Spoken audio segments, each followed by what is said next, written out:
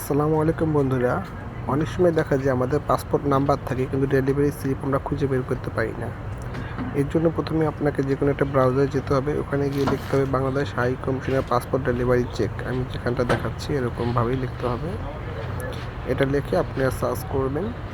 Search করলে যে পেজটি আসবে এই যে লিখে এখন সার্চে যাচ্ছি।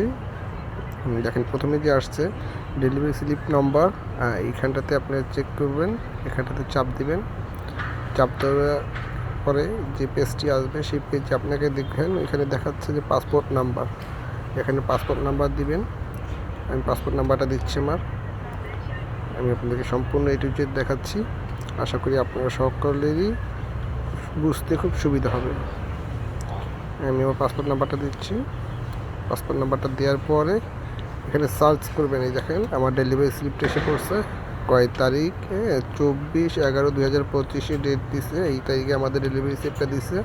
আর এটা হচ্ছে আমার ডেলিভারি স্লিপ। ঠিক আছে? তো আশা